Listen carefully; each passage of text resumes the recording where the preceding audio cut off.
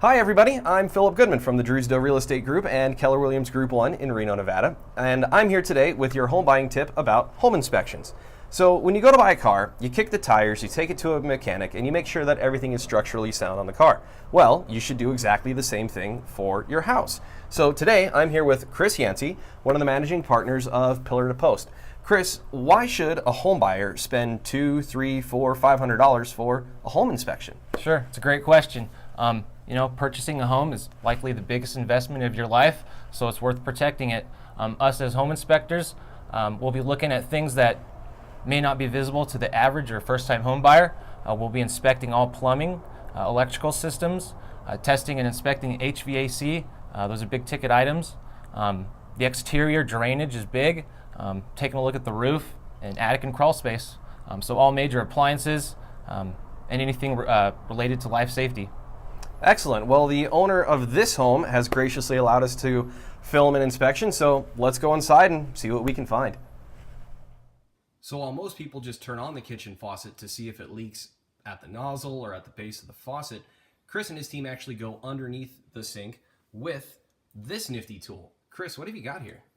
Well, here we have our thermal image camera.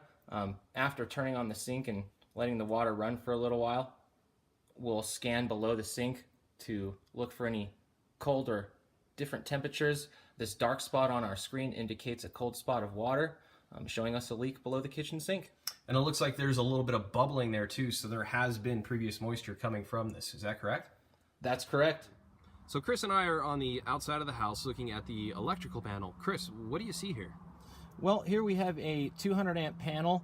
We're using a thermal image camera to scan for any excessive temperature at our breakers and branch circuit wiring. Everything's appearing normal and operating in a safe condition. And how can you tell that things are normal as I zoom in on your, let's see, 80 degrees? That's about the exterior temp right now in the shade here.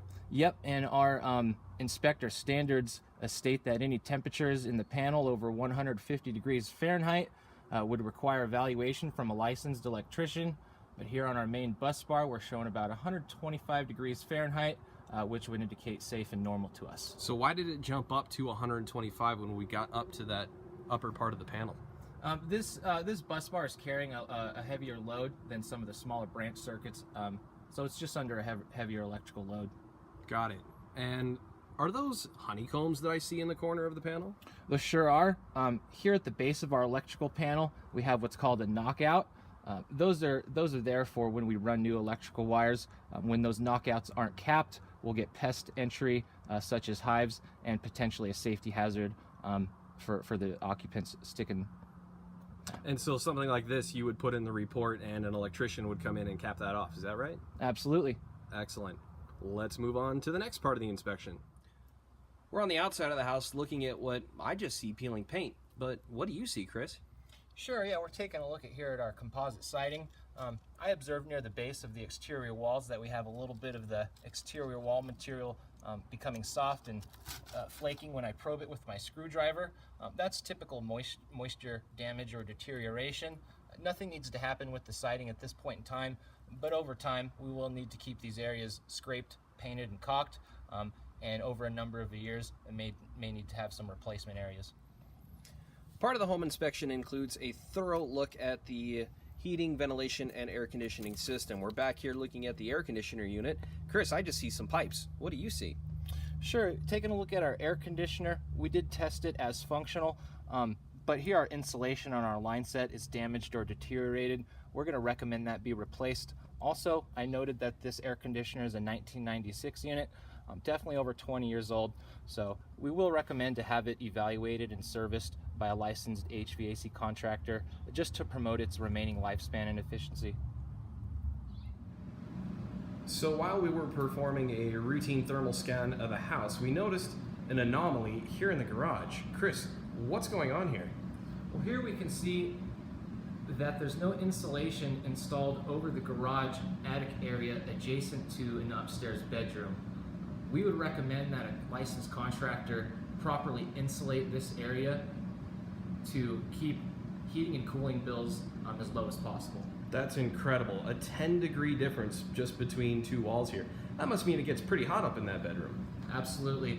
You can actually feel the heat coming through that bedroom relative to the rest of the house is much cooler.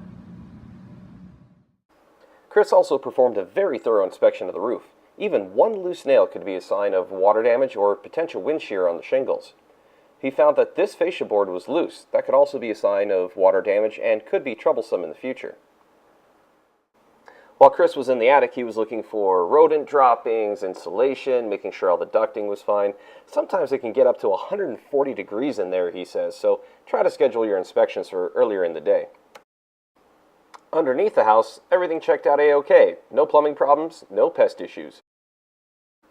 Chris mentioned noting things about life safety issues. Well, a missing smoke detector like this is definitely going to make the report. A broken light switch like this also will definitely make the report. An easy fix, but nonetheless, still part of the inspection. So Chris, now that we have completed the physical inspection of the home, what happens next? Now we will take all of our observations and photos from today, compile those in a report, which we will provide our client with a digital and physical copy of. And that report will possibly be sent to the lender, which could help determine the value of the property, right? Absolutely. And that's important because if you are trying to buy this home and there's something wrong and it needs to be fixed, that could be part of the negotiations.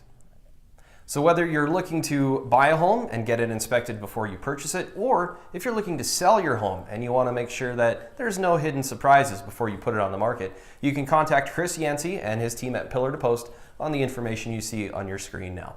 For the Drewsdale Real Estate Group, Keller Williams Group 1, for Chris Yancey and Pillar to Post, I'm Philip Goodman. I'll see you next time.